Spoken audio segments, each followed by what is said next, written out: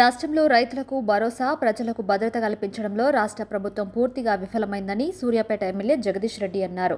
Bhuvanagiri BRS parliament నియోజకవర్గ విస్తృత స్థాయి సమావేశంలో బీఆర్ఎస్ అభ్యర్థి క్యామ మల్లేష్తో కలిసి పాల్గొన్నారు. ఈ సందర్భంగా ఆయన మాట్లాడుతూ రాష్ట్రంలో రాక్షస పాలన నడుస్తుందని జగదీష్ రెడ్డి మండిపడ్డారు. ఫేక్ కేసులు, లీకులు తప్ప కాంగ్రెస్ పార్టీకి పాలన చేతకాదని అన్నారు. నీళ్లు లేక పొలాలు ఎండిపోతుంటే ఎవరూ పట్టించుకోవడం లేదని ఆవేదన వ్యక్తం చేశారు. సమైక్య పాలనలో తన ఫోన్ కూడా ట్యాప్ చేస్తారని జగదీష్ రెడ్డి తెలిపారు. లగడపాటి రాజ్గోపాల్ నా ఫోన్ ట్యాప్ చేశారని, వాళ్ళపై చర్యలు తీసుకోవాలని డిమాండ్ చేశారు. అయితే తెలంగాణ ఉద్యమంలో నాయకుల ఫోన్లు ట్యాప్ చేశారని పేర్కొన్నారు. ఆయన 10 ఏళ్లు అధికారంలో ఉన్నామని పోలీసులను ఏనాడు వ్యక్తిగత ప్రయోజనాల కోసం వాడుకోలేదని తెలిపారు.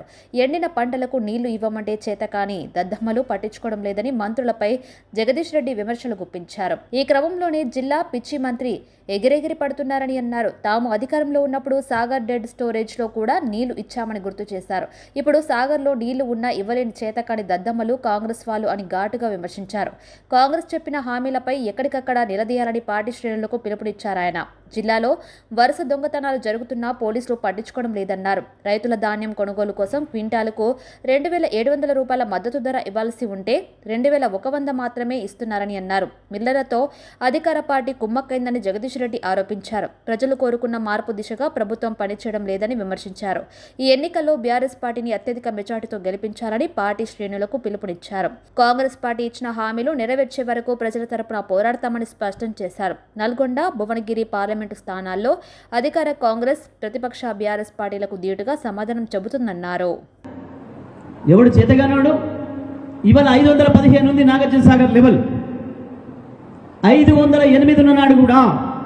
ఇదే పరిస్థితి వస్తే నాకు భాస్కర్రావు గారు మన మిత్రులు చెప్తే నేను పెద్దసారి దగ్గరికి పోయి అన్న నీళ్లు ఒక్క తడైతే రైతులు బతికిపోయేటట్టున్నారు 3-4 లక్షల ఎకరాలు. కానీ నేను అధికారులతో మాట్లాడితే ఏదో నిబంధనలు ఉన్నాయి, పైన పర్మిషన్ కావాలి, కేఆర్ఎంపీ పర్మిషన్ అంటున్నారు. రైతులకేం ఇబ్బంది ఉంది, బాధ ఉంది, ఏం చేయమంటారు అని అడిగాను. ఏంది నీ ఆలోచన అన్నాడు.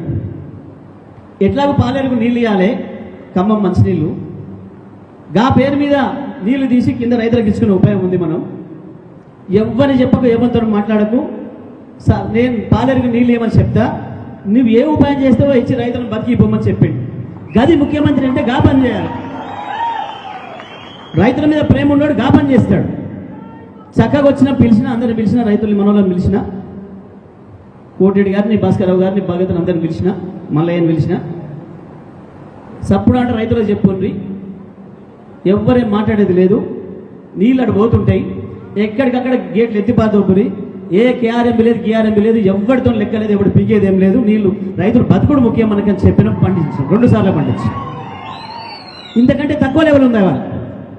కానీ ఇవాళ 515 పైన లెవెల్లున్నా రైతులు మొత్తుకుంటున్నా మీ నీళ్ళు ఇవ్వలేని మీరు రండలు, మీరు ముండలు, మిమ్మల్ని బాధలు పెట్టాలి. 100 మీటర్ల లోతు కాంగ్రెస్ పార్టీని పెట్టాలి, మిమ్మల్ని పెట్టాలి, కానీ కేసీఆర్గా పెట్టాల్సి. చేతగాని వెధవలు, కేవలం మీ అవసరం కొరకు పదవుల్ని వాడుకునేటోళ్ళు మిమ్మల్ని పెట్టాలి. వాడు అంటే కేసీఆర్ లావు వీక్తా